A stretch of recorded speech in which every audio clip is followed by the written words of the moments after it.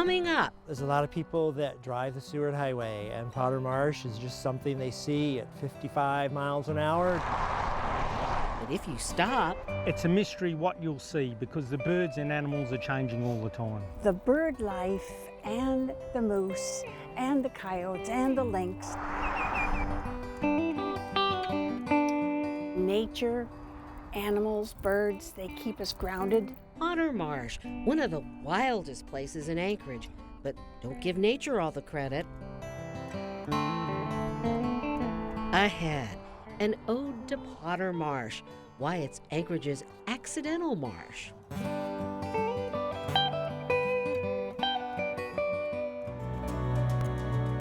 Alaska, where there are old triumphs, but also new frontiers, with challenges as great as the state itself, but a belief that the best is yet to come, bringing you the faces, the places, and the spirit of the last frontier. This is Frontiers with Rhonda McBride. Welcome. Sometimes frontiers in Alaska can be right outside your back door, even in Anchorage. From the aerial acrobatics of Arctic terns to salmon ready to spawn, Potter Marsh has a reputation for being the wildest place in the city. Just take the Seward Highway out of town and then turn off after the Rabbit Creek exit. Some people spend only a few hours there while others visit again and again. But either way, it's time well spent.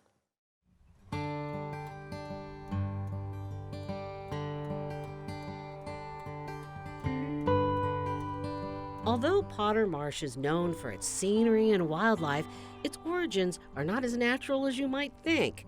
And you can thank the railroad for that. It's kind of an accidental marsh. Created in 1916, when the railroad built a berm to lay tracks across Turnagain Arm, which allowed pools of fresh water to form. But nature did give the marsh some help in the 1964 Good Friday earthquake. It dropped the marsh about 3 feet and probably made it wetter than it is now. Not even 600 acres, Potter Marsh could well be the most popular spot for viewing wildlife in Alaska. The last time I had a traffic counter on the entrance road, we estimated that 150,000 people came in to use the boardwalk every year. Oh, good swimmer. The steady stream of tourists and bird watchers keeps volunteers like Chris Cuthbertson plenty busy. Chris and her husband has spent the past 2 summers here, camped out in their RV. But soon, their tour of duty as volunteers comes to an end. And not without mixed feelings. You get to know the regulars. We have a nice population of people that come here. Especially those with what she calls the birding bug, which has infected both Chris and her husband Phil. It's a treasure because it's so close to civilization. Yet wild enough to fully appreciate the window the marsh opens into the cycle of life. It's a mystery what you'll see because the birds and animals are changing all the time. And there's drama too, like the encounter Chris saw not far from this boardwalk between a bear and a moose, desperate to steer her babies away. And one calf, being a young animal, it didn't want to listen to mom, and it went the wrong way, and it got eaten by a bear. Phil enjoys the people almost as much as he does the wildlife, a shared fascination in the many faces of the marsh. The sea breeze changes the water looks different with a breeze on it. There's a lot of people that drive the Seward Highway, and Potter Marsh is just something they see at 55 miles an hour. I'd encourage people to slow down for one and pull into Potter Marsh and just spend a few minutes and walk around. Potter Marsh can't really be loved to death like some of our other natural areas because people are confined to the boardwalk. A boardwalk that serves as both a boundary and a bridge.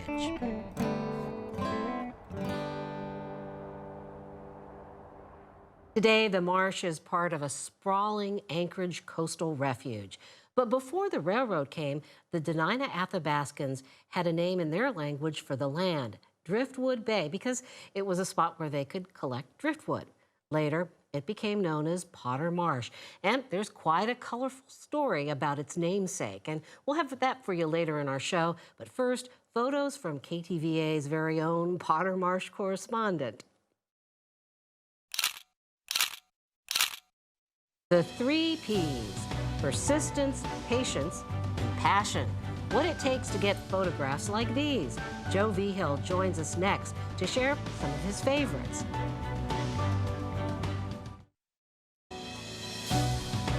There are some big plans for Potter Marsh. ConocoPhillips and the Federal Highway Commission want to add new boardwalks, and there are also efforts underway to link the marsh to the new Bird Treatment and Learning Center, known as Bird TLC, with boardwalks. All of this on just 564 acres, a piece of land not even as big as New York City's Central Park. But as it stretches from tide line to tree line, there's some big numbers to consider. It's home to more than 140 species of birds, and that doesn't include another 22 types that have been spotted there. Also, 21 types of mammals and 5 kinds of Pacific salmon. And with his camera, KTVA's Joe Vigil has managed to capture as many of the marsh's visitors as possible. I try. And you know what's interesting is that you have a reputation from reporters across Anchorage as being the official Potter Marsh correspondent. Well, that's an honor to hear that. I am out there a lot, so are a lot of other people, but it's, well, thank you. But it's I should get a tent because it's I'm out there so much. Well deserved. You know, I've enjoyed your pictures, and it's going to be fun to share some of them with our viewers. But you know, Alaska is a photographer's paradise. You can, go to so many places. So why choose to spend so much time at Potter Marsh? I think for me, it's close. It's right in our backyards here in Anchorage, and I tell people, I mean, where in the United States can you take pictures of bears, black bears, brown bears, eagles, moose, porcupines, owls, otters? I'm sure I left out something, but I mean, all of that in just hours you can get. It's just amazing, and I take advantage. I noticed that this passion started up about the time you were recovering from cancer. You've been through some brutal surgeries. Yeah. I mean, was this part of your therapy, your healing process? I mean, it was. For me, it was a natural escape from the chemo and the radiation and the surgeries. You were pretty sick there. Yeah, back then. it wasn't a fun couple of years, but I worked through that. Everything's good now. I'm happy for that. Thank you for all the well wishes, by the way. Many people write and talk to me on the street, so thank you. But I'll give an example. Like, for instance, I'll be out at Potter Marsh with the camera, and you see an eagle way out, and I'm not taking any pictures because it's just too far. And then it gets a little closer, and then you kind of realize, it's probably going to come right over your head low. So you're fumbling with the camera. Is the shutter set right? Is everything set right? And here it comes. It's quite a camera. Yeah, it works. And so here comes the eagle, and you're right on it, and you're in focus, and you just let that go, and you're automatic and then like the morning of Christmas, you look down to see your picture like opening a present, and you look and you see that you got it and it's in focus, and it's great. And then, but from the time that you saw that eagle until the time that you looked at your pictures, that's the only thing you were thinking about. I wasn't thinking about the being sick and what's next and the treatments, and so it was just a great escape. And of course, you're looking at beauty too, and we have to show some of your swans here because they are majestic.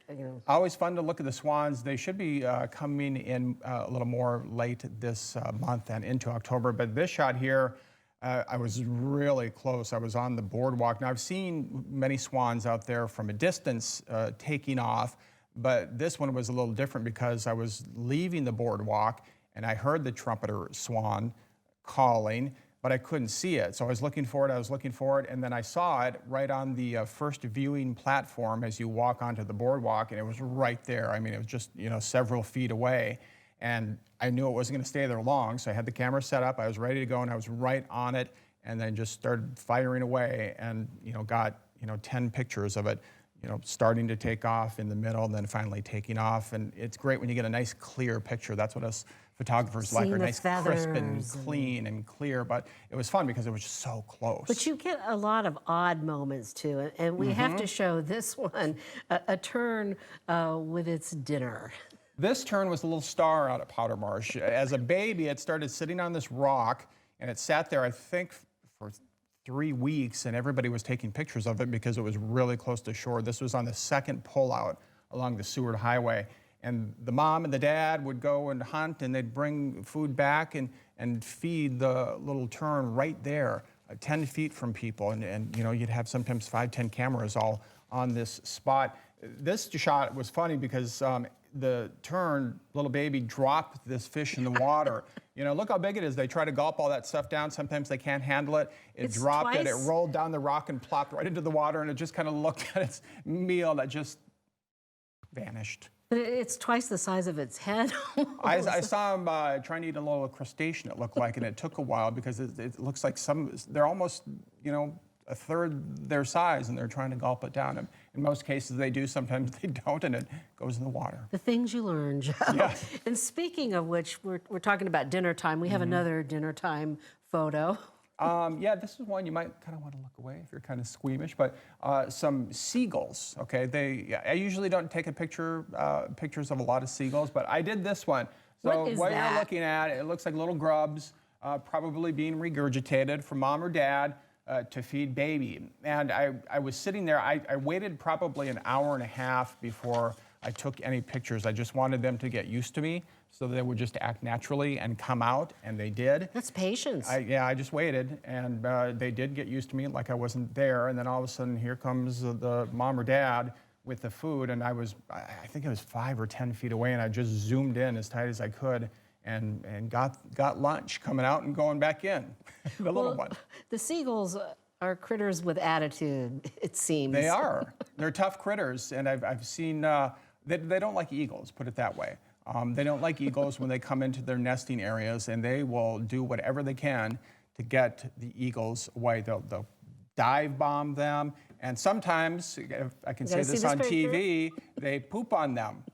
Yep, that's what they do. And we have the proof. Yeah, I've seen this a couple times. So I was shooting one day, I saw the eagle come into the nesting area, and if you see a lot of eagles, squawking and gathering, you probably know it's an eagle, and that's exactly what happens. So this eagle lands into the nesting area, and you can see clearly there that the eagle, or the seagull rather, decided to poop on its head to get it out of there. If there's a message, there's a message. I've seen eagles or seagulls hit the eagles too. Right on. This is the second time I shot this, and the first time you could see it hit him right in the head squarely. So they time it perfectly, and I'm sure that they do it on purpose. And for a while there, you kind of think, "Oh, did they accidentally hit me?"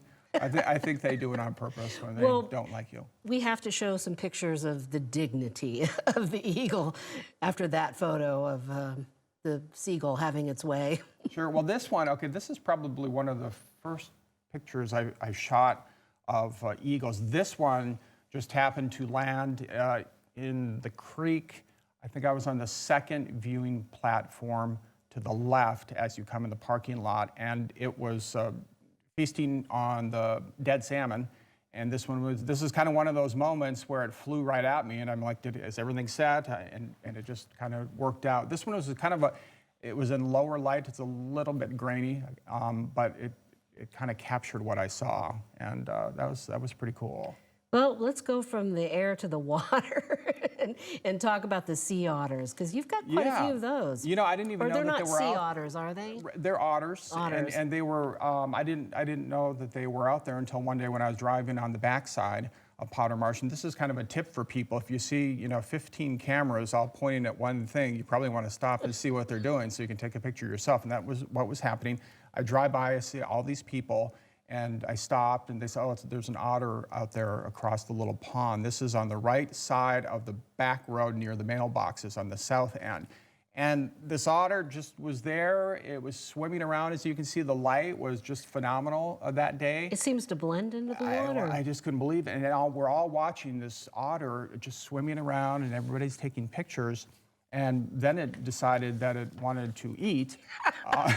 And so it did eat. And there And were a that's lot quite a picture that you have. yeah, and that one, it was basically just swimming around, and we kind of could see it moving fast and back and forth, and it decided to start eating frogs. Frogs were on the menu at Potter Marsh that There we night, go. and there it is. And it was funny because it almost seemed like that the otter wanted to display its prize, because it was kind of looking at us. There were a lot of people there. And first, I don't think anybody realized what it had in its mouth until we all started looking, and then everybody starts going, "Oh, it's eating frogs. It's a frog." But I couldn't believe that, and it just sat there in the perfect sun and ate its frog. And I think I saw it eat 5 frogs. Well, we've got another critter that was on the roadside.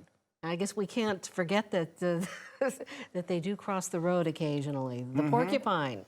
Oh, I've seen one porcupine in Alaska. I haven't photographed any until this one. This is probably, I would say, maybe a month ago. And I just drive back and forth on the road. You never know what you're going to see. And all of a sudden, something popped out. I'm like, okay, that's too small to be a bear. It's not a bear. And I had no idea what it was until I drove a little closer. And I'm like, oh my gosh, that's a porcupine. So I just stopped the car, jump out, shot 4 or 5 pictures, and then it popped back into the woods. So it was kind of one of those cases where I had to be ready with my camera. Sometimes I'll set up my camera and have it ready for what I think I might see. That way you don't have to try to change things and miss it. Because that porcupine was there for 20, 30 seconds. Well, of course, maybe. there was much ado made about the appearance of a falcated duck. And you got one of the early photographs of that. What was the big deal about the duck? Falcated duck. This is video I shot actually one day. I got lucky. So the falcated duck is a rare duck from Asia that probably blew off course. And of all the places it could have landed, it lands at Potter Marsh. And this apparently was the first confirmed sighting of this bird on mainland Alaska. They probably have been seen in the Aleutians and so forth, but not here. So everybody was going crazy for this duck. When I shot this, it was raining. And I just drove out to Potter Marsh after work. I didn't know what I was going to see. And I stopped by the little pond area, and I saw a gentleman there named Red. And I pulled over, and I looked at Red, and he said hi. And I kind of said, "Hey, is the duck over there?" Jokingly. And he said, "Yeah, it's right over there." And I looked, and there it was. I couldn't believe it was sitting. It was so close, and there was nobody there. Well, one of the things that you actually covered recently, beside the falcated duck, is that Potter Marsh's water levels are at historic lows. We were just out there yesterday, did the story. It is low in some places, especially over on where I just shot that duck, actually, photographed that duck. On the right side, the back side over by the mailboxes, there's a pond area, and it's all dry. So where the duck was swimming, it's completely dry right now, and it's low. And I heard that the bears aren't coming out as much this year, probably because of the heat. And I know that that's one of your favorite things. We've got to leave people with some shots of this. Okay, these guys, yeah, this was a couple years ago. I was driving on the backside again, like just going back and forth, and somebody came up to me and said, "Hey, it looks like you're looking for wildlife. Do you want to see some bears?" I'm like, "Sure." And he goes, "Go up the switchback of Potter Valley Road. There are 2 bears up there." So I drove around, and there they were, 2 bears just pawing at each other. Got up on the door jamb of my car and very close to them and just started taking pictures. And Amazing. they have a way of looking at you, They're probably just as curious about me than I am of them. Well, Joe, I want you to know that you are not the only person who the animals seem to want to look back at. Coming up, we're going to introduce you to an artist who says the same thing happens to her. It just feels like the cycle of life, and it just feeds our spirits. From photographs to paintbrushes, portraits of more than just wildlife, how this artist came to be known as the Snow White of Potter Marsh. She goes by the name V. Ray. That's the letter V, last name R-A-E, Ray. A fairly big name in Anchorage's art scene, but perhaps what is not as well known, the source of her inspiration. It's Alaska. Nature, animals, birds, they keep us grounded. So a lot of months of salmon running in here. V. Ray is a regular at Potter Marsh, Normally, she brings her camera, but today she's here for the things the camera can't capture. It can't capture the warmth of the sun on you and the trees and things, so you have to come out here and experience it yourself. Experiences she lets flow through her and then channels into her work. B. Ray lives just down the road in a house that doubles as her art studio. You'll find rabbits in her yard. They multiply like her paintings. She says from the time she was a little girl, animals have been drawn to her. That's how she got her nickname, Snow White. Yes, it's a big decision, isn't it? Almost all of these paintings have something in common. The animals seem to watch you from across the room. And almost all of them started from photographs. I paint from the joy of my life and how I feel about each animal or bird or person. And I need to go fill my eyes up and my heart up. Whether it's stellar jays outside her door or further afield, the pictures she takes help to set a process in motion.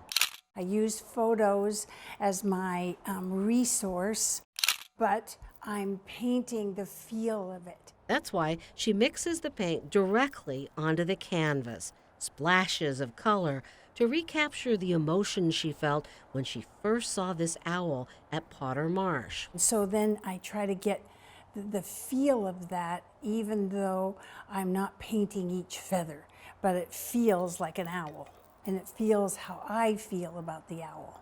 And that's why it's so important for me to go to Potter Marsh and watch things. Sound of the birds and the sound of the traffic.